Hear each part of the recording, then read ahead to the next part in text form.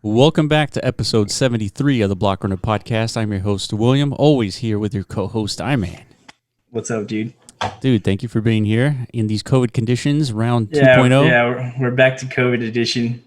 Yeah, man. I guess with COVID coming back, well, at least in Texas, it's getting pretty bad for at least the hospitals. They're at like 97% capacity. And Here in Houston, right? Here in Houston, yeah. Yeah, and like a couple other states. Basically, Well, hold on. To say here in Houston is to say a lot because we have the biggest hospital healthcare like physical facility on the planet, I believe, and they're at 97%. So it's and a testament to this. Also, what you just said is the hospitalization rate's going up, but the death rate isn't. At least for us in particular. Oh yeah. So I don't know. You could chalk that up to, I guess, like you just said, top tier healthcare system. I don't know. Yeah, it could be. I don't know. I'm gonna claim that. That's what it is. Yeah. Houston needs some kind of notoriety, dude. We're a pretty boring city. Yeah, I mean, oil industry, obviously healthcare. That's about it. Got like retired space programs and shit. Like that's pretty much what we're known for. I don't know. We got a couple of crappy rappers that came out of here. That's about it. It's all right. It's a cool place to live. Houston's a good place to like come and work and create a life for yourself because like cost of living so low. Yeah. But dude, I'm ready to get out of here, dude. Yeah. It's just like it's so boring and mundane, like the landscape, dude. It's just like flat concrete shopping malls everywhere you see. Yeah. Tired of that shit, dude. Well, Decentraland is pretty flat too, right? Yeah, man, that's a good point. I was thinking about that. Like, if you didn't make it flat, then you would be arbitrarily selecting areas with like higher value, like on a mountain or whatever. Yeah, and I was gonna say like it'd be tough. They should have sprinkled in some like rivers and but then it's like, why are we making this shit look like Earth? You know what I mean? Yeah. Why would you do that? Yeah, but that would be an interesting build if you make if you have a district, you just like make a mountain, and then you just like carve out sections of it to like build it out. That would be quite an interesting build. Like a house in the mountain. Yeah.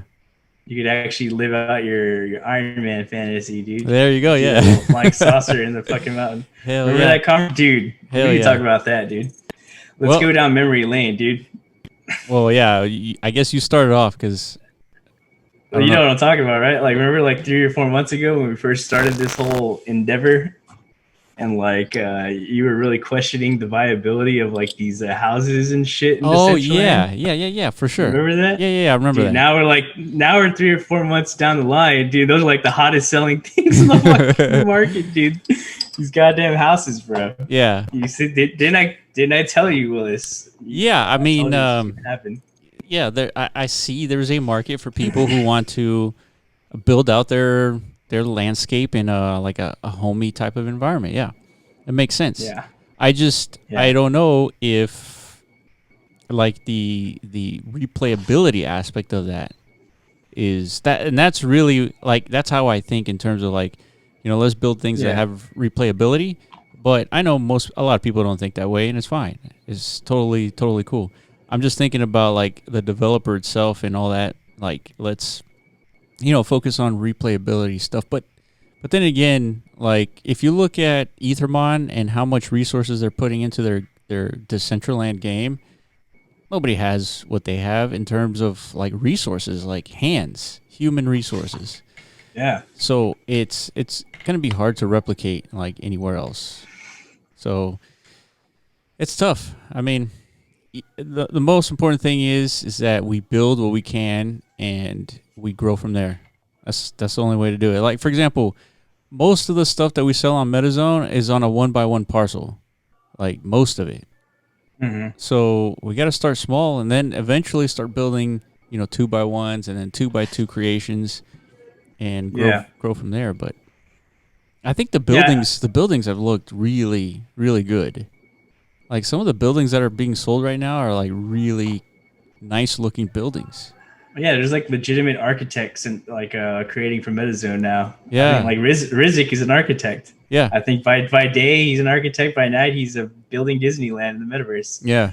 You know what I mean? Yeah, he built a 30 parcel like I guess like It's a Disney fucking like amusement park, park, yeah. Yeah, it's like something you would have built like in a roller coaster tycoon. Yeah, Which is exactly. really cool. Yeah. I think he even added like sound effects, like you could hear like it's when you're on Like the the parcel. crowd. Yeah, it sounds Yeah. like there's people, you know, like having fun. You know what I mean? But Yeah. it's interesting what he did. I'm pretty sure he put a lot of work and effort into that. He spent a lot of man hours building that. I hope it gets deployed. I mean, I hope we get to see it in real world. 30 parcels is a huge requirement. Yeah, like the market for that is probably what, like less than 10? Well, 30 I don't really parcels, know. that's a 6x5. So it sounds like a lot, 30 parcels, but a 6x5 doesn't seem that much. Dude, that's a lot to me, dude. I don't think I'm not anywhere close to that kind of land, dude. That's, No, definitely 30 parcels that's is pretty huge. impressive. I think that's well status, don't you think? I would think so. Yeah, that's definitely well status, dude. You got I 30 mean, parcels? let's say the minimum price for a piece of land is 10,000 mana. That's 300,000 mana right there, at best. Negative. Yeah. You're wrong, sir. What? Yeah. Oh, man, you're right. I was thinking dollars, USDs. Yeah. Yeah, you're 300,000 mana. Yeah. Yeah, I guess that's not really a whale. That's like That's a not good size purchase right there. But obviously that's not going to cost 300,000 mana. It's probably going to be like 800. No, not 800. More like 600,000 mana for 30 parcels. Oh, okay, yeah. That's a little more. But regardless, yeah, it's interesting. Like he just built it out of his own desire, I guess. He just felt like this was something that was missing. I think he was probably motivated or inspired by crypto voxels too, because they have somebody built a roller coaster in there. I don't know if you've ever seen it. Yeah. So that's kind of like there's always like a back and forth between the metaverses, right? Somebody builds something and someone's got to like one up them, you know. That's kind of like how things are going these days. Yeah, I wonder who's gonna one up Ethermon. Probably nobody. Fucking Pokemon. Fucking Nintendo comes in this bitch and be like, hell no, bitch. Yeah. It's like, here's my Charizard. Yeah, we're laying down some real digital pets. By the way, did you see their new game they just released? No. What? It's like a MOBA. It's you know what League of Legends is? Yeah. It's basically that with Pokemon. So how do you play? Like, it's like 5v5, you know. Fucking you have like different lanes and shit. Yeah. You like two people in one lane, one person in the middle, two in the other, and then they just battle it out until they all meet and fight, and then whoever controls the map wins. Interesting. Yeah. And what platform? Like the Switch. Oh, really? Okay. Yeah. The Switch and mobile. Mm-hmm. Oh, I didn't know that. Dude, it boggles my mind that these companies are not doing NFT stuff. Yeah, I'm wondering about that. What is happening? Are they just like too old to be thinking about like new development stuff, or like they're just not seeing it? I think they're just making so much money, like they don't give a fuck. I know, but they could make more money. You think so? But dude, I don't know. It presents like interesting problems because as soon as like you put some character as an NFT, like you have to always support that character in your subsequent games. So that presents a problem. Well, I don't know about all that. It's just, I just think, why would you give up your power and influence of like creating a game and like having complete control over that, and all of the cash flow comes into your wallet? Yeah. As opposed to like this decentralized model where like, you know, there's more community opportunities, stuff like that. You know. Yeah. It's more like the players are earning instead of the actual developer. You know what I mean? Yeah, I see what you're saying. I think that's why they're like, you know, fuck that. We're rolling in cash, dude, like Scrooge McDuck style. Why? Well, we're kind of seeing it with Ethermon. They have a bunch of NFTs out in the wild, and they have their specific game that you interact with on their website. And now it's coming into Decentraland, and people are just expecting their NFTs to just work in Decentraland. And so I'm thinking like if a big CD Projekt Red, they make an NFT game, and then 10 years down the line they make another game, people are going to expect their old NFTs from a game 10 years old should work in their next subsequent game. Like that's the expectation, and I don't know how you're going to be able to get around defending why you're not supporting those older NFTs. That's my point. Yeah. I don't know, man. So I'm just thinking about the longer term NFT gameplay assets.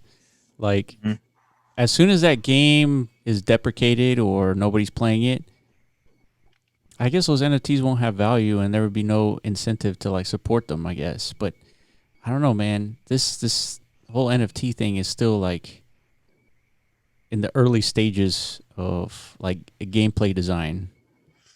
I think that's like severely understated. It's like not even early, dude. It's like still embryonic. Yeah, it's like WTF phase. Like people are still figuring out what it even is, what it means, and including us, we're trying to figure out.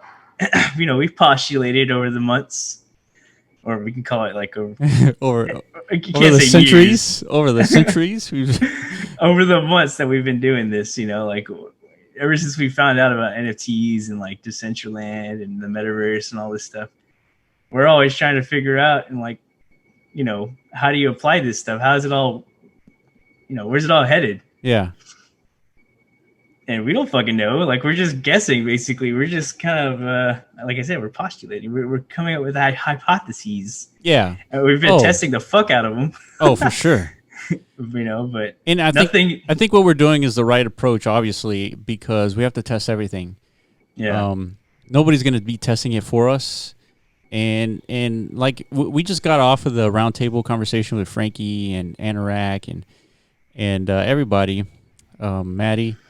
And we were sort of talking about how NFTs, well, one thing, NFTs is basically a PNG, a GIF, and a JPEG. And they point to a file that's typically on IPFS if you're an artist. But that's about it. That's about all NFTs do. That's it. There's no functionality. There's no like recurring income. Unless, I guess, if you're trading it, then yeah, the creator gets a cut of every single transaction on the open market. But other than that, it doesn't like inherently generate you money. Yeah. So, well, the functionality is like it's separate, isn't it? It's like breeding.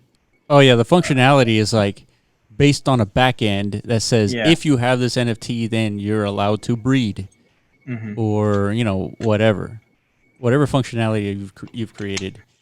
But I was just gonna say that I'm just like more interested in the longer term implications of an NFT, like a game asset. Yeah, same here, man. I think that's I think it's a model that people are starting to catch wind of, as far as like, I mean, distributing like. I'm going to write a blog about this, obviously, but I might as well just like spill it out. Now, I like to call it like the distribution of opportunity when it comes to this type of thing. Like I just said before, game companies, they hold all the intellectual property, and they just create a product and people just flock to it. Yeah. Become addicts, and then before you know it, they're spending all their money on this in this gaming ecosystem and they're getting nothing in return. So this is the first time where this is kind of like flip-flopping, like there's opportunity here for individuals to kind of like get a small piece of it. What was I going to say? I think when it comes to, here's where NFTs make a lot of sense.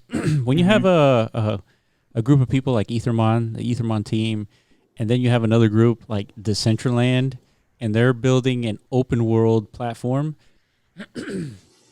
and then you have this team over here who's making these digital pets. your digital pet should last should last for a while, right? It should last for a while in terms of like its existence on an open world land. Like if you take care of it, it should just continue living, right? So I think that that makes a lot of sense when you're adding the NFT element into it, because you own it, you own the land, and therefore your pet, you have to take care of the pet. So those things seem to align with me. What doesn't make sense are like the other gameplay assets that you can get in other games that I don't know if it's necessary for them to be assets. You know what I'm saying? Like if you were to NFTify World of Warcraft, Uh-huh. I'm sure there are some stuff in there that doesn't need to be NFTs. That's I what guess I'm it talking depends about. on how you're designing the game.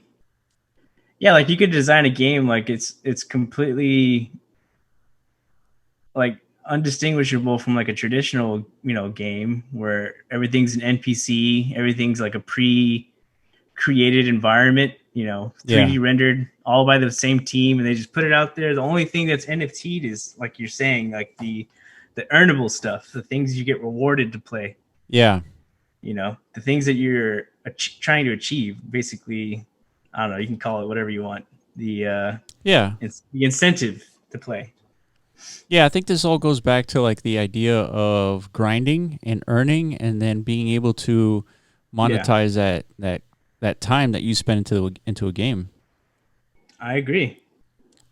But you're saying like you're trying to figure out like what's the line of what should be NFT'd and what shouldn't, Well, it's not or necessarily like what should and shouldn't. It's more like what are the long-term implications of designing a game and then having those NFT assets like just continue to exist for to infinity. I mean, could you imagine a game? Yeah, like say World of Warcraft, where like literally everything, every NPC, every building that you interact with in that game is like owned by a different owner or landowner. Right. Could you imagine like from a player perspective, like you just show up to the auction house one day, but it's not there because whoever owns it just Yeah. happens to like not have it deployed or something. It's gonna ruin your game experience, right? Right, right, Or a exactly. lot of these game assets, it could just be people, just hodling them off of like pure speculation. They have no intention to deploy them. So that kind of like ruins the infrastructure of the game itself. Yeah. You know? Yeah. So that's what I'm saying. Like these are unknowns because it hasn't actually happened yet. You know Yeah, what I cuz mean? like if you take Call of Duty, they come out with Mm-hmm. a game let's say every year. Yeah. And they start making NFT assets like skins or something. Well, maybe skins might make sense like as an asset. But if you make like a gun an NFT, then you would expect as a player, it's like I own this NFT for the next game. This NFT should be supported, Mm-hmm. right? And then that gun may not make sense in terms of balance of the game. So then, like, what's the point of the NFT then? But I can see skins being a good NFT. Then you would just have Just to support the skin, on each of the guns in the new game. yeah. Yeah, it is interesting. Yeah, like in-game assets. So you're saying like these in-game assets, they have to have like infinite value to them, Yeah. like Well, because you would expect it. It's like then what? Like, what's the point of the NFT then if it's not gonna yeah, like? they're almost like seasonal NFTs. Like yeah, Yeah. like you said, every year, probably for like the first 5 or 6 months, like while the game is fresh, the NFT is going to have like a higher value because everyone's there's a huge demand for it. But once the game is saturated, everyone's kind of like finished playing it, and then everyone's anticipating the next year's release. You hopefully you've already dumped your bag of NFTs by then, Yeah. Yeah. Yeah. because Exactly. everyone's going to be rushing out the door. Right. Yeah, so you're right. So So I just that's wonder interesting. like the long term implications. Like I said, Decentraland, Ethermon, pets, that makes a lot of sense. Yeah. Those you should theoretically you should jump into Decentraland 50 years from now, and you should be able to go and find a Cobras NFT somewhere on the internet, and then jump into Decentraland and see that Cobras. Right, Hmm. that makes sense. That's it. I don't know how scalable or how applicable NFTs are to other games. Yeah. I don't It's, know either, man. yeah, it's just something that I think about every now and then. No, it's important, man. Like, yeah, it's probably not something that we can solve here, but it's like I always think, again with like Corv's NFTs, his games like Block Runner and Orb Jumper, those will have like persistent value, like even 50 years from now, as long as they're maintained, which is another topic of conversation. But assuming that they work 50 years from now, and Decentraland, people are still playing Decentraland 50 years from now, you could deploy the Block Runner and you can jump your ass off if you wanted to. Mm-hmm. And that is an extremely valuable NFT. But anything else, like, there's got to be maybe they just become collector items down the line, like, yeah, that's true. Maybe like a 50-year-old like a 50-year-old basketball card, or like a 50-year-old Pokemon card. I was gonna say, like, probably most people don't play, like, well, there is no such thing as a 50-year-old Pokemon card. Let's say 20. Mm-hmm. I don't think many. I'm not too intertwined with the Pokemon community, but I'm assuming like whatever game these like trading card players play now, I'm assuming is not the same game they played 30 years ago when it first started. Yeah, which is probably why those like origin cards are so valuable. Yeah, nobody actually uses them. Like they don't have any utility. You're talking about the physical cards. Yeah, like the OG Pokemon cards. Like if you have like a first edition Charizard. You're not like showing up to the competition with like a first edition Charizard. Like you're saying. No, I don't think so. I don't think there's a big market for like first edition gamers, especially how valuable those cards are. No one's gonna like want to like slap them on a table, battle with them. They're like valuable assets, Yeah, but with NFTs, it's different. I mean, the original NFT of anything.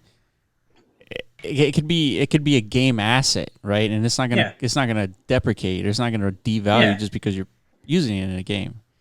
Well, just that's what you were saying is like 50 years from now, Corv, I don't know, who knows? Yeah, I see. He'll be too old to dev at that point, and then like his Block Runner, Pack Runner, Orb Jumper, all these games are.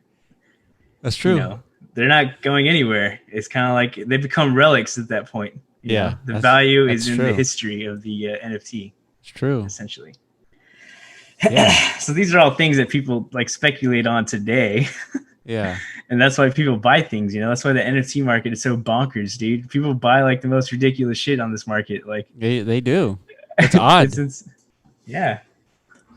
But to each their own, right?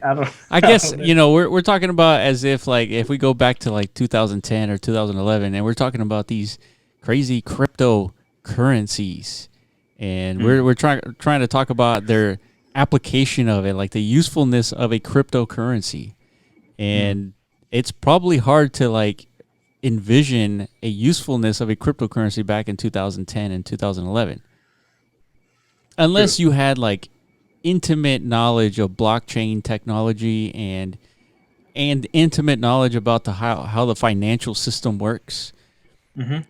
It would be hard to project how valuable cryptocurrency would be in the future. It's even hard right now, 10 years into that future, right? So it's going to be hard to predict, the value, the application of these NFTs, 10 years into the future as well. Because it's so young. It's so like we were talking about earlier, embryonic. That should be a good crypto name, dude. Like, what do you mean? On Decentraland. Oh, like embryonic. I don't know about that one, dude. Sounds kind of dirty. Embryonic. Yeah. Anyways. So I shared with you a link earlier in the week.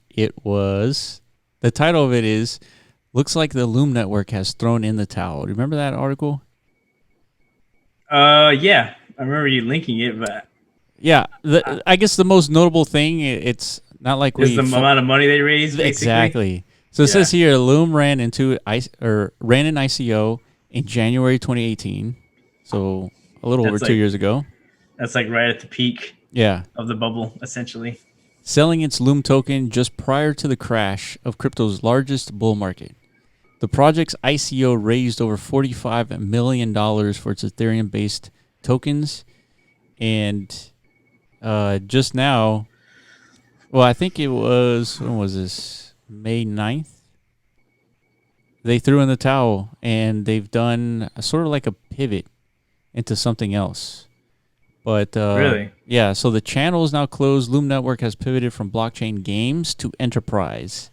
Therefore, we've decided to consolidate our public channels so our staff can focus on enterprise sales support and outreach. I thought Loom. Fuck, what the hell? I thought it was like another one of these like sidechain scaling propositions, but I guess not. I didn't recognize it was for gaming. Yeah, not at all. yeah, this is the first I hear of it being for games when I read this article. Well, there you go, dude. Another one bites the dust, dude. Yeah, but it's just, man. Imagine we raised $45 million, man. Do you think we just like piss it away? Like, what would be your speculative? Like, it's not pissed away, right? They just kind of like they're shifting focus on like a different. I mean, that could be bullshit too. Yeah. Yeah, of course they're focusing on enterprise as if enterprise in crypto is like booming. Yeah. Come on. What does that even mean? It's just like a broad term for like that's like anything. Yeah, they're just trying to sound like they know what they're doing. We're focusing on enterprise. It's like, what enterprise? Yeah, everything. Who's looking for a blockchain solution right now? Yeah, but dude, that's literally like the whole market, man. Everyone's, running on white papers right now, basically. Yeah, I don't know. Those are all like hot buzzwords back in 2017, 2018. Yeah, like enterprise solution for like scalability, chain breaker, like I don't chain breaker. You know what I mean? Like anything with chain in it was like super. Well, blockchain. Well, it used to be blockchain, not Bitcoin. That was the saying in 2018 or so. Yeah. But I mean, I don't know, man. So right now, Ethereum is experiencing a huge bottleneck because it seems to me that Tether is the one like causing all the gas price fees going up. Mm-hmm. And it's because people are trading, $100,000 worth of Tether, right? Each 100,000 tethers, which is $100,000, right? Mm-hmm. And to move $100,000 is probably costing them like $10, right?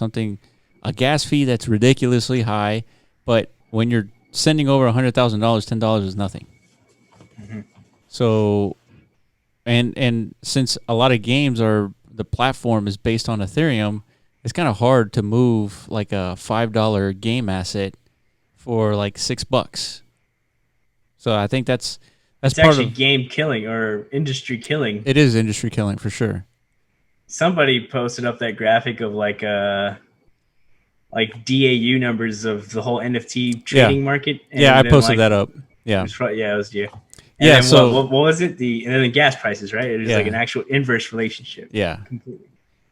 Which makes sense. Like, who the fuck is going to spend all this money? Yeah, to trade. Just trade, or to play one of our games, Yeah. $5 for a block run to win 10 mana. Yeah. Or whatever it is. It's a problem, man. It's a big problem. And like, what do we do about it? We're well, I mean, the only option is to use sidechain projects. That's true. Matic. I think there's another one called Plasma. Yeah, like motherfucking boss, dude. Credits to him and his squad and his team and whoever else is like ahead of the game to the point where they foresaw this or foresee this. They saw this coming, so they were like prepping in advance. Oh, for sure. It's just the only problem is you got to wait for somebody to like build it, right, and then launch it. That's true. They saw this coming like when Matic was like a white paper project essentially, and then they were already like had plans to integrate it. Like you said, and you gotta wait for them to build. And Matic went live at the end of May, but they're still going through audits on their smart contracts and all this stuff. So I don't think anyone's really fully using Matic yet. Yeah, not yet. So I mean, and then Ethereum 2.0 was supposed to come out like this year, next year, or something, but that got delayed. Obviously, it's a big change, right? They're going from proof of work to proof of stake. Mm-hmm. So to do something like that, an infrastructure change, it's not like copy and paste, you know. That's what I was told.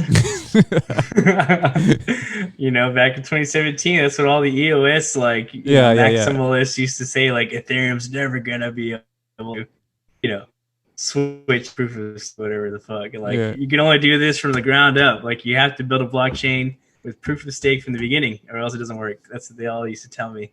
Huh. And I bought into that like a motherfucker, dude. I was deep into that camp, and I don't know. We talked about it on the roundtable, like.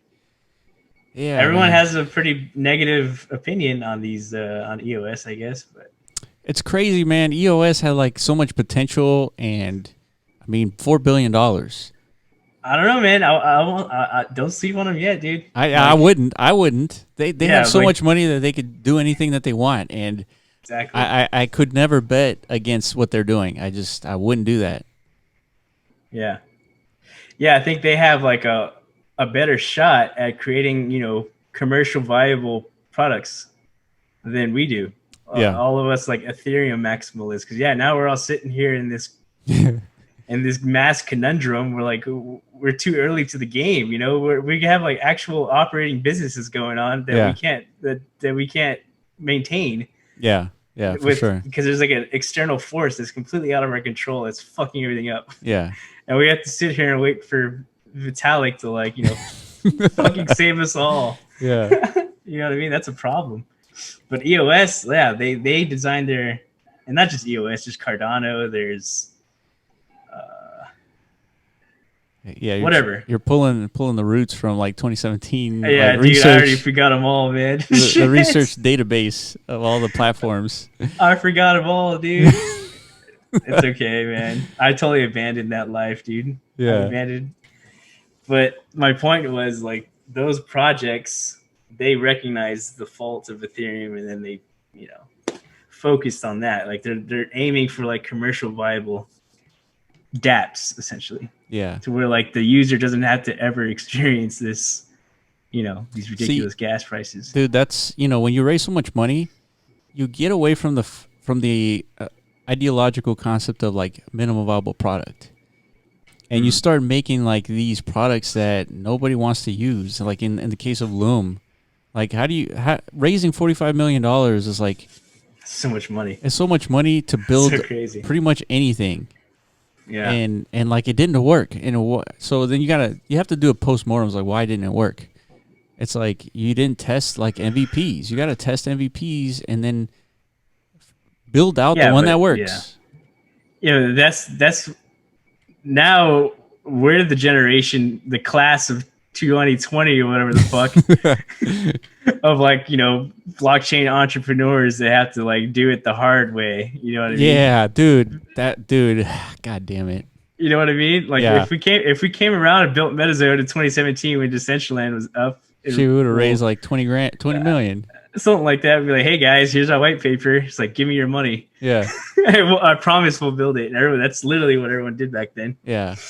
And people, but you need a token though, is the thing. Well, the token we can do in 5 minutes. Yeah, it's true. That's what everyone did, right? That's what everyone did, yeah. Yeah. And we've been toying around with the idea of potentially having a MetaZone token. You know, because there's actual use case for it.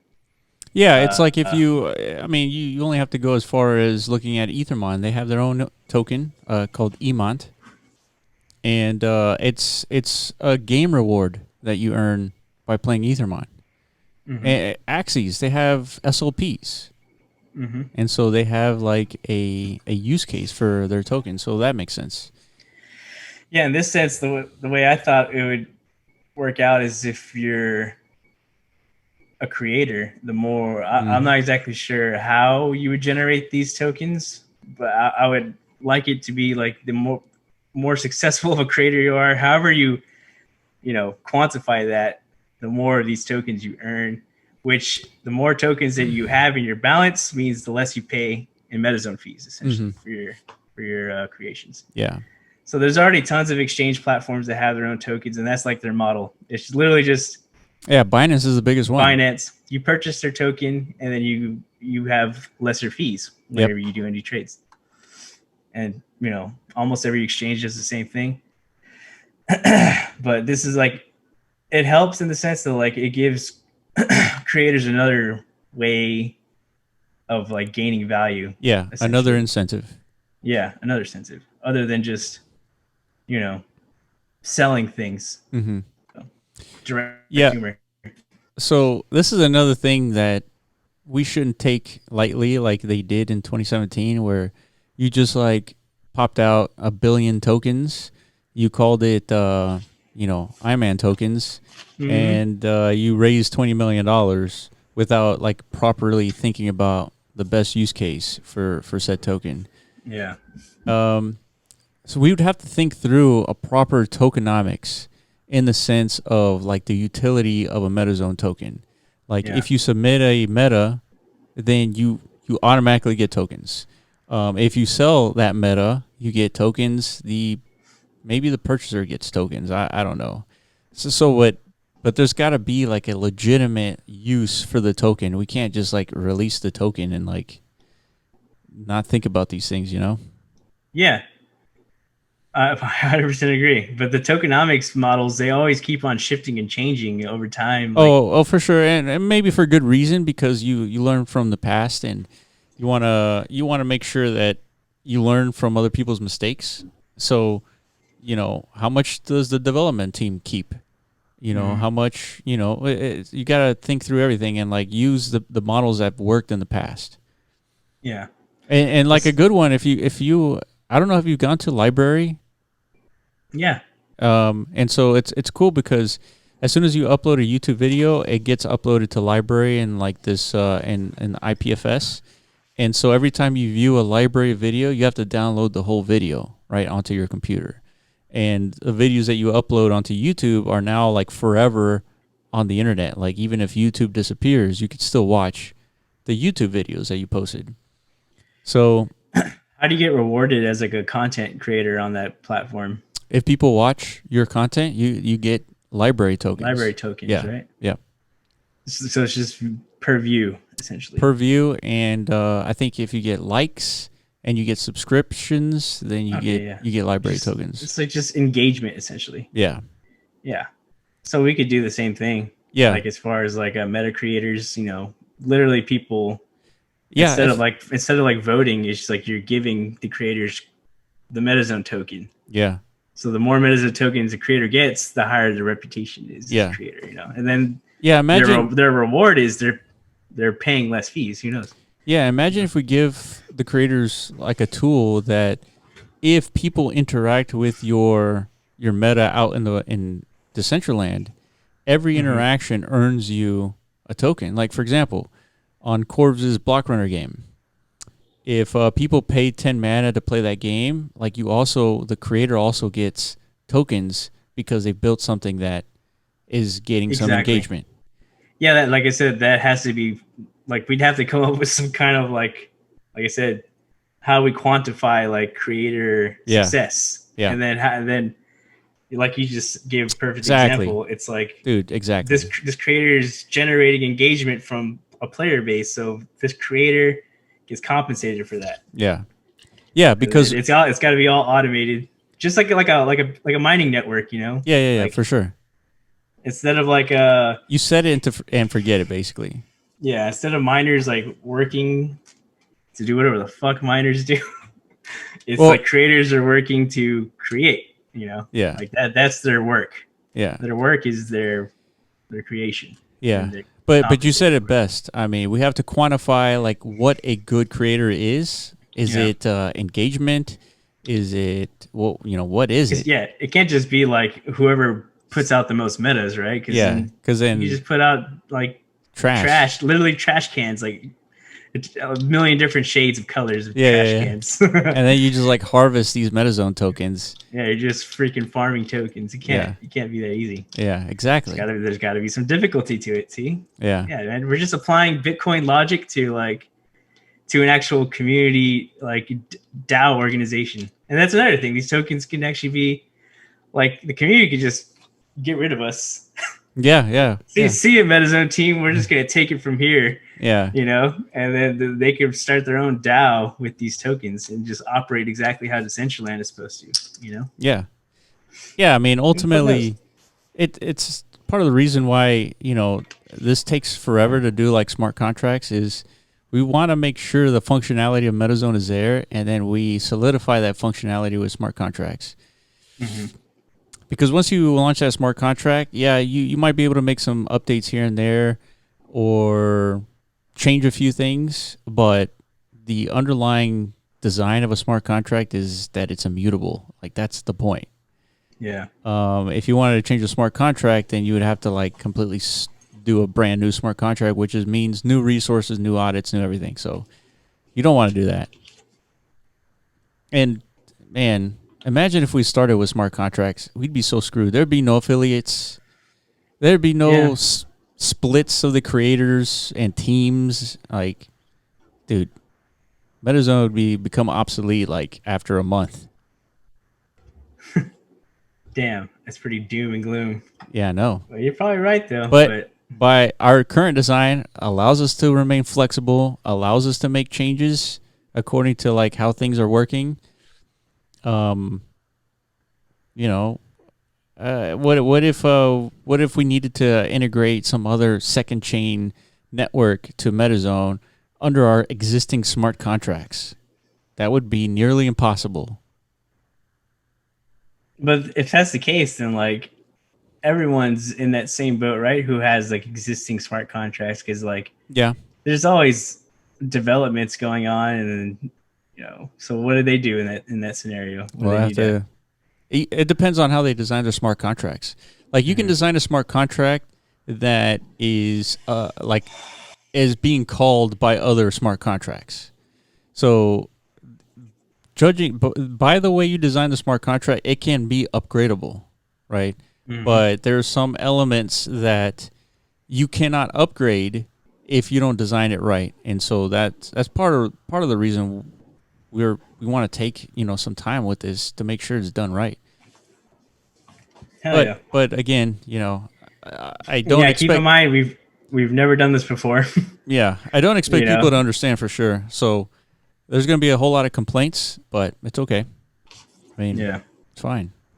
And like I said, we're part of that new class of 2020, like School of Hard Knocks, dude. Like, nobody's like, we're not over here operating off ICO treasures. Yeah. You know what I mean? We don't have like what do they call it, a war chest? Yeah. Like a lot of these other projects have. So they have the luxury of just going out and, paying some developer hundreds of thousands of dollars or whatever the fuck, put them on the payroll to do these things. So that's right. We kind of got to figure this out on our own, Yep. So it's kind of naturally it's going to take a little bit longer than, Yeah, man. Bootstrap. If we're in that other scenario. Bootstrap life, dude. It's crazy. This is Bootstrap, man. Not only is it Bootstrap, but it's like fucking A. Like you said, it's embryo too. Yeah. Like. This is intense, you're right. So there's an element of difficulty that first it's bootstrapped, second hasn't been done before, and then third, we don't have bullets in the chamber to miss. We don't have like shots to take for them to not work and it'd be fine. Like, for example, remember Elon when he was launching his first 4 rockets, the first 3 failed. Yeah. Like, we don't have the chance. We don't have the opportunity or the luxury to fail on any of this. That's right. Like, the first rocket that we launch, that rocket better get to the moon. That's it. Yeah. Like, there isn't a second rocket. I agree, dude. And then and then we get like the fees are too high, like from people who don't even matter. Whoa, dude. No, I'm saying like from people Shots, bro. Well, what I mean is from people who are not even like, they're not the developers of anything. They're not like, hey, I'm a developer and I'm not posting it on MetaZone because the fees are too high. It's like, oh, I see what you're saying. They're just kind of like bickering just for the sake of it. Yeah. Like, they really have no reason to be like protesting the fee because like they're not a developer. Yeah, like they'll never actually encounter that problem. So, like, why are they exactly? Why are they pitchforking and trying to like summon the trolls? Yeah, as if we're making a ton of money and we're like we're spending our days trying to figure out which Lambo to buy.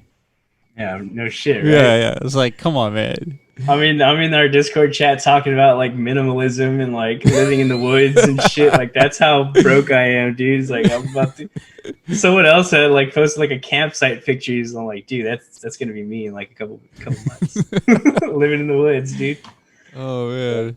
Yeah, you're right, dude. We're not. Yeah, that's what he said. We're like having daily conversations about which freaking combustion engine car to buy. Like, come on, man. That's not at all what's happening. You know, there's 3 people to the squad, and you know, in your case, you're a former engineer. Like, yeah, you're like nowhere near to that status anymore. Like, you know what I mean? Yeah, you're sacrificing quite a bit, you know, to do these ventures, and so is Oscar. Yeah. So am I. We all are, dude. That's what we said from day one, dude. We're like, man, we could have just got jobs, dude. Like instead of doing this, but somehow we were like, there was like a force like pushing us to do it. Yeah.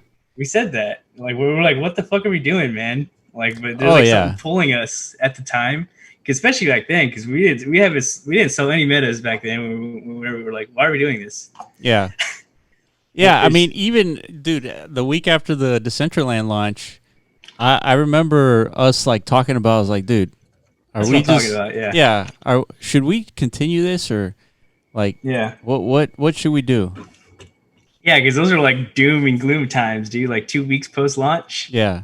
Because for one, the launch was like not a very successful event. It was. Well, you know. I mean, I would argue that we were the most successful of the launch, even more so than Decentraland. But I mean, like as far as like community sentiment wise, like. Oh, for sure. People were like super let down, and like if you go to the Discord, everyone was like failed project, you know, overhyped, yada yada yada, including us. We didn't say those things, but we're like, you know, where's the? Well, I was actually pretty positive for that week. Till we got together like a week after. Yeah. And then you spread the negativity, and I got infected with. Why was I negative though? I was negative about the performance, right? Because it was like a lag fest. I think that's why I was negative. No, the same as everyone else. You're projecting like, okay, what's next? Like, there's no incentive to come back to Decentraland because the chests are gone. Hey, but I was 100% correct. No, for sure, you were correct. But we're slowly climbing out of that though. Like, I feel so much more like we didn't have any roundtables back then. Yeah, you know, the community was literally dead. It was literally just you and me just doing this every fucking week. Everyone else, you know, all the other boys that we've met so far along this journey were just like peripheral characters, like on the Twitter sphere. We didn't actually, except for maybe like Frankie. Yeah. Frankie we knew beforehand. Yeah. And I guess Maddie, but we only had like one conversation with Maddie. We weren't like close like we are now. Yeah. You know what I mean? But over time, like this community is growing. I'm seeing new people all the time. I see lots of guest accounts, especially at these events. Like, you know, it's a lot more promise than then. And you know, after the launch, there was I think there was a week where we started making like 500,000 mana, and we're like, holy shit, like this is working.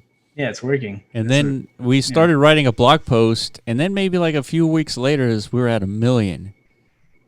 I don't know. I don't remember what was sold at the time that took us there, but probably Corona Zombies. Yeah, something like that. Yeah. So it's grown, but you know, we still wonder like the sustainability of all this, just because, you know, how long is it going to take before we have 1,000 daily active users, and you know how long is that going to take? And then it's like, what is going to bring 1,000 people daily to Decentraland? Like, what is it? Like, there's nothing that Decentraland, the team, can do that's gonna make people come to Decentraland. Like, they have control of the plazas, but what activity are you going to put at the plazas to bring 1,000 people on the daily? So, like, I think about that, and ultimately, you just come down to, it's not Decentraland, the team's responsibility. It's the community's responsibility to build this stuff. And, I mean, there's only like a handful of people like building stuff right now. A handful. Yeah. Well, there's a lot of people building, but building the stuff that you're talking about. Well, yeah, building like reasons to come to Decentraland. Yeah, I agree. That's the phase we're at right now. Like, Yeah. we don't have any problem at this point, like creating. Like, we have so many submissions to MetaZone that like Oscar can't even keep up anymore at this point. Yeah. Yeah, He there's has there's like 20 of them like pending. exactly. So there's no longer like a creator issue. Creators have like they've figured out like the value of the platform. You know, Yeah. like it worked. Yeah. And it works. And not a single one has complained about like fees or anything like that. Yeah, it's true.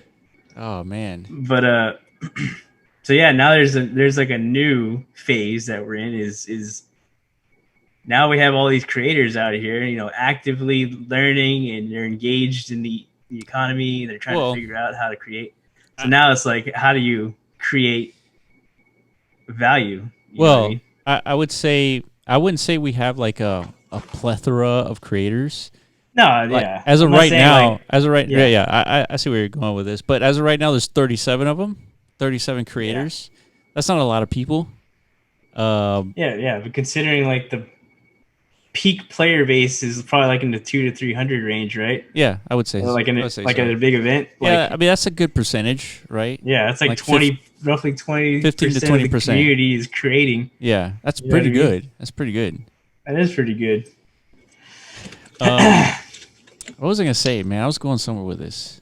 Oh, maybe we need to approach like the next level of, I would say, like creation in like replayability. Like even Decentraland is starting to talk about this subject, is like replayability with Matic and all that.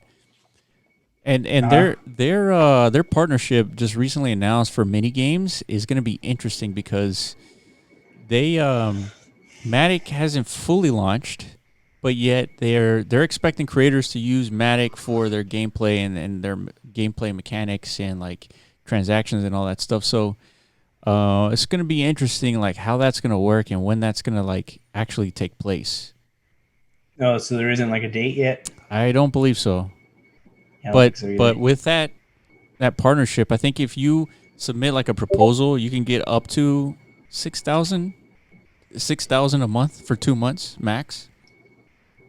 Yeah, that's a pretty good chunk of change. I mean, I could play a proposal. Yeah. I could pay. Like you don't even have to have like a fully finished game to get like. No, I mean you do have to like complete a game, but how are you going to be? How do you assure that you're going to get a game for your $12,000 investment? You know, if you're Decentraland. Yeah. Yeah, like you could just give them, like if all you have to do is. Oh wait a minute! I know how they're going to do it. They're like, okay, we commit $6,000 for 2 months. But you'll get don't deliver. Yeah, you will get your $12,000 after you submit your creation. That's right. I mean, that's what they did for the contest or the creator stuff. Mm-hmm. So makes sense. Yeah, I think there's like a few people who are like in this program. Yeah, I think Polygonal Mind for sure. That's why he keeps popping out like these tombs and shit like all over the place. I'm assuming he's not doing that for free. I'm assuming he's getting some kind of compensation for that. Yeah, but in no way that he's getting complete compensation for it. Like he's still spending more money than it is to build that thing than what Decentraland is paying for. It's like a stipend. Yeah. It's like a grant. Yeah. It's not going to pay for everything. Exactly. That's what it is. It's a grant. It just butters up the experience a little bit. But yeah. And he has an incentive to do that to increase his brand awareness, right? If anybody wants like a custom build, they're going to go to Polygonal Mind. At least I would. Like these guys know what the fuck they're doing as far as like custom builds. Yeah, they have a quality that's unmatched right now. I mean, it's like Bent's, the guy that did Infinity Engine. It's Toxic Sam with Polygonal Mind.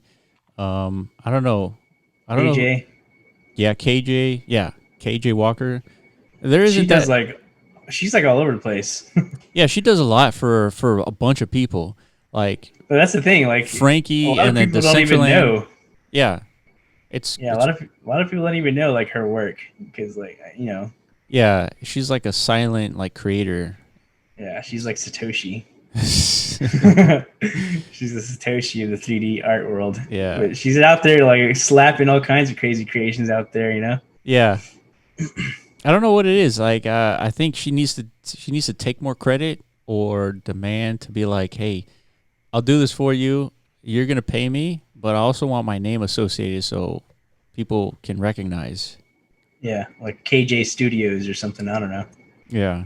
I don't know if she has her own studio or not, but Oh the damn. point is, yeah, like you do these things for like brand awareness so that you continually get more and more clients down the road. But yeah, that's probably why she doesn't do it because she doesn't seem to have like a shortage of clients. Like she's always working on something. So Yeah. Yeah. Yeah, probably she's not always worried about busy. that.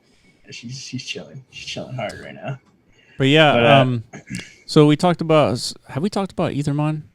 I mean, we're always talking yeah, we about did. Ethermon, so yeah, Yeah, we we did. always are. Yeah. We're gonna have a lot more news coming out over the next. Yeah, so let's talk about the timeline. So we said that we would be able to launch or start launching or deploy on the week of June 15th, and a few days before the week of June 15th, that's when Decentraland updated their platform, aka operating system, and it completely broke a bunch of our stuff.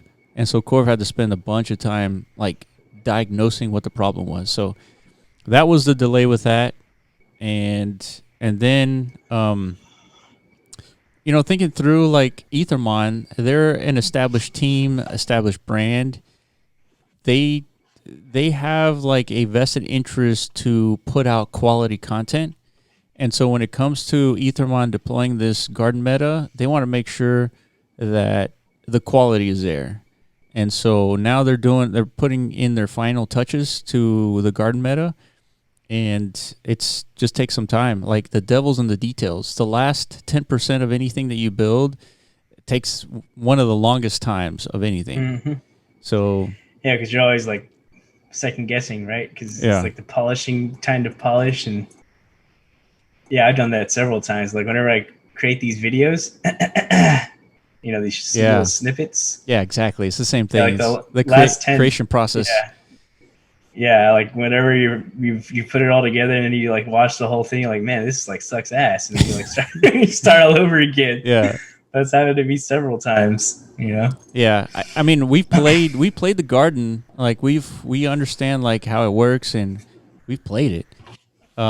It's just a Yeah. matter of making sure that the presentation is there.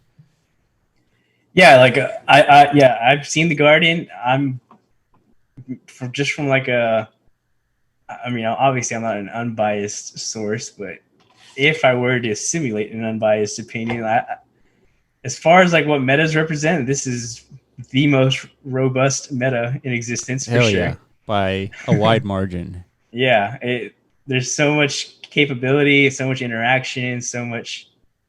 Like it just plop one of these little square motherfucking grass patties on your blend, and like so much happens after that. Yeah. You know what I mean? Like grass patties. Before that didn't exist anywhere. Yeah. Like there's a lot of potential here with that, and the only thing I'm worried about is if these landowners or these meta hosts understand like this is just one piece of the puzzle. It's not like the whole what thing. I don't think they understand. I don't think so either. I've seen some feedback where they're like, they think like this is the Ethermon game. Yeah. This and like this is it. Like yeah. The message hasn't been relayed yet. Like you didn't buy the whole game. Like this yeah. And this goes back to the blog post that you're going to be writing, or we're going to be writing.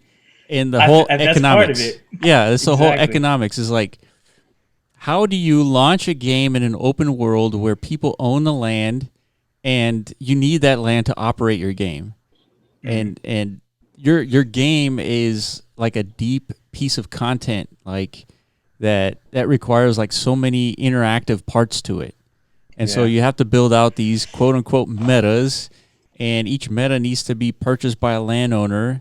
So that landowner needs to have an incentive to purchase it and deploy it. And like so much goes into like game design when trying to put out something like Ethermon. this would be so much easier, like to achieve or like align if there was no such thing as like security laws, because you could literally just you could treat these metas as if they're like shares of a company, and like based on how many metas you own that like completes an actual game. Think of Ethermon as a company, which it is. Like say there's 1,000 metas, and then if you add up the total, like you come up with a valuation for the Ethermon Decentraland business company. Let's say it's $10 million because it's generating $5 million a year in revenue, whatever the fuck. Yeah. So these 1,000 meta owners are like shareholders in this $10 million company. So it should be easy to divvy that up amongst the meta owners, but that's the security. You can't do things like this. Yeah. You know what I mean? Yeah. You can't just split profits around or not profits. Revenue. The fuck was I saying? Equity. There you go. Not like that, at least. Yeah, you can. Like I said, this hasn't been done. So no, you definitely can't. you definitely cannot do that.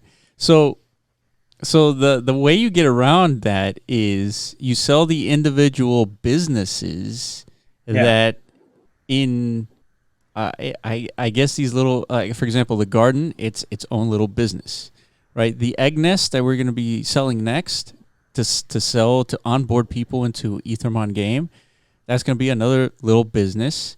And you have to shill your land, and you have to get people to come to your land so they can go and buy it in Ethermon and therefore buy food eventually. And of course, you know, we talked about this in the roundtable. This is a predominantly free-to-play game. It's not a free-to-own asset game. You still have to buy your Ethermon, but you can play for free, and you can grind. You can grind your whole way to, like, you know, level 100 if you wanted to. It's just going to take a while. It's no different than any other free-to-play game, right? But these little metas are a little business that you own. So you own a piece of the franchise aspect of Ethermon. So these are little franchises, right? Those are not equities. They're not profit-splitting shares of any kind. Like if you don't shill your land, you're not going to get people. You're not going to get revenue, right? Yeah. It's like any other business. True. Yeah, so that's pretty much what I mean by, because this is such a new concept that like I don't think a lot of people understand what. Yeah, and to kind of like add to what you were saying earlier is that so having an understanding of like the differences between like franchising, kind of like what we're doing with Ethermon, and equities is you have to design a game in that respect, right? So you have to design a RPG that in order to fund that RPG, you have to build one aspect of the RPG and then deploy that aspect and then fund the next part of the RPG and so forth. And that's the only way you can build this. Now, unless you get like, you know, some sort of like funding from some company and they tell you to build like these 10 different versions of metas and then you just like release all 10 metas, and as soon as you release the 10 metas, people can start deploying and start playing as soon as all 10 are released. If you don't have that sort of financial support, then you got to do it like step at a time. Yeah.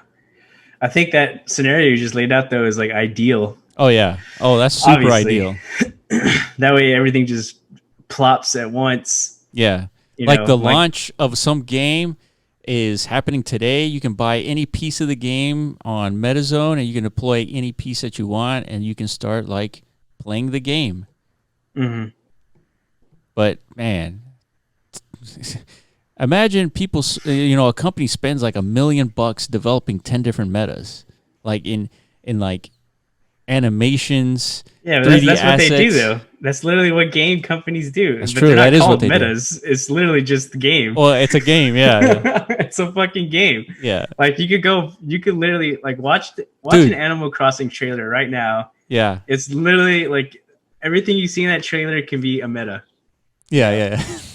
I know this because I've been watching that fucking trailer for like days now. Yeah. Trying to, emulate it, right? Yeah. So I see that. But you're right. You know, one thing we kind of like gloss over is how much money it takes to make a game. You go look at Rockstar's with like GTA 5. They spent like $1.5 billion on making that game, dude. What? Yes. I didn't know that. Or it's either 1.5 or either 150 million. But they ended up making like $1 billion. Better. $150 million to make a game, dude. Dude, it's like making a movie. Same shit. Yeah. You know? Yeah. But way more profit. Yeah. Well, some movies bank like that, but not often. But yeah. Yeah, man, it's an investment, dude. You're right, dude. This industry is a motherfucker. Yeah. That's why they're not like in a rush to come like NFT the fuck out of their games. Dude. Yeah, that's true. Yeah, because it's so expensive, regardless. Well, yeah, they're making like insane money, dude. That's the thing. Yeah. Like I said, like we've said this before, man. Like the shift's not going to happen until the gamers like understand like the value they're missing out on. But then that's not the case yet because the value isn't there yet. Yeah, so it's up to us. Like we're still in that stage. We haven't created the value yet. Yeah, to like attract the gamers. So yeah, and I think like, Ethermon should. Yeah, I think Ethermon is like the perfect like gameplay mechanic for Decentraland. RPGs, grinding. I agree. That's like the icing of like the greatest gameplay mechanic, perfect for Decentraland. I agree, man. I said this before, dude. There is a percentage chance that Decentraland turns into Ethermon land. It's possible, dude. Just because like the two mesh so well together, it just makes sense. You know, but in reality, that's not going to happen. Like I said, somebody's gonna if Ethermon is successful, which hopefully it is, and hopefully everybody listening is rooting that it is because. It's just not for like it's not for the Ethermon team or MetaZone or anybody. Not for greed, but for like if for this the shit DAU. works. Yeah, if Ethermon succeeds and like proves a successful new business model, then that's when the gates open. You know, that's when other developers they're gonna want to be a part of this ecosystem. Because we just created something new. Yeah, they're going to start thinking more like us. It's like, I want to make a game. I have the capabilities and the know-how to make this game. But I got to start thinking about what that first meta is going to be so I can, like, fund this game or, you know, something like that. And, there's others out there, too, like the Meteor guys. They're on the right path. Yeah. RPG. Yeah. Eventually, Corona Zombies is going to be on that same path. Yeah. So, like... This is part of it, man. Yeah, man. We got big things planned for Corona Zombies. We've had them planned. Yeah, we've had them planned. Yeah, but that is going to turn into something bigger than we kind of originally thought, for sure. Definitely. I mean, you could still roll this thing out in phases, which we kind of already did. We have like the MVP out there already, like circulated. Yeah. But you could definitely improve the MVP. But yeah, it's not going to matter really. Like what's going to matter is this actual rollout of the RPG element. That's what's going to make it into like its own. Yeah. Like I call it like a AAA Decentraland title. You know what I mean? Yeah, for sure. Like Ethermon is a AAA Decentraland title. I think it's the first. Yeah. Yeah, I totally agree. Ethermon's AAA. Yeah. So if we could make a AAA title, I'd be really impressed. Yeah, and I would too. I think we can. I just we got a lot of things to settle first, like for sure. Yeah. We need all the fires put out, like Yeah, man, dude. Every morning we spend at least a couple of hours putting out fires, and it's It's like constant. Intense. It's constant. A barrage. I haven't even heard from Oscar in like 2 weeks, dude. Like, you're fucking A, dude. Oh, shit. He's like locked away, man. That's hilarious. But yeah, dude. Let's. But it's not like things are collapsing or anything. It's just he's been busy. It's tough out there. Yeah, he's very busy. Yeah. Yeah. All right. Well, that's been the Block Runner. for the last hour and 10 minutes for the most part. Yeah, we're just catching up on old times. Yeah. We did a little mini stroll down memory lane. We kind of like compared where we were 4 months ago to where we are now. Feels like a lot has 2 happened years in ago, 4 man. months. Yeah, it's insane, right, dude? 4 months ago, man, this shit started. Yeah. Literally. Fucking insane. But yeah, here we are. We're not going anywhere. Still not going anywhere, man. Imagine that. That's right. Make sure you follow us at The Block Runner and also at MetaZone.io. I know Ironman's dropping some fire videos of each of the metas, so let's keep up with that because that's really valuable, especially even for like the meta pages. So we're also gonna be incorporating like YouTube videos on MetaZone page. Yeah, like all these snippets, like by default, the ones I create, I guess, are gonna be the default like video links to all these metas. Yes. And so creator, you have the option to like just straight swap them out with whatever the fuck you want, though. Yeah. Yeah, we want the creators to, if they want to, make a YouTube video, like a little trailer for their creation. It's up to them. Like go to Steam right now, look at their marketplace. Everything has a little trailer, video. You know? Yeah. Exactly. So it's same thing. Yeah, same thing. So yeah, thank you guys for joining us every week. And also visit the roundtables with Frankie. It's at 10 p.m. UTC on Saturdays. Yeah. It's live, and I mean, there's always every single week. There's always stuff to talk about. So definitely go there. Yeah, I normally don't say much there just because like I'm not too good in that group environment. Like, it doesn't feel natural to me as it does like a one-on-one conversation. So I'm usually just like silent observer. Well, I don't know if I missed this, but was Open talking about getting together in Las Vegas like once COVID is like lifted or what? He said he can make it happen. He lives in Vegas, and you know he's all tatted up and shit. So he sounds like the type of guy who can make that happen. Yeah. Which is badass. I threw out the idea of having a Decentraland, like a Decentraland con, in Las Vegas one day. Like whenever things are like, you know, calm down, like vaccinated. That's phase one. Phase two is like, you know, we have to have a reason to have a Decentraland. Like there's got to be, like I said, tons of AAA titles out there in Decentraland. Yeah. So we could all like have their own kiosk. They could have their own kiosk. Like you have Ethermon section. You're gonna have a Corona Zombie section. Damn. You know, people are gonna dress up like their favorite Ethermons and shit. It's gonna be crazy, dude. And then once all that's done, we're gonna go party it up in the clubs, dude. Oh, dude, hell yeah, man. Happen. Dude, in Vegas. I'm calling it now, dude. I'm oracleizing this. I'm calling the future, dude. It's gonna happen. Give us like 2 to 5 years. Well, there it is, man. We'll end it on that, and hopefully you guys join us at Decentracon in about 12 months.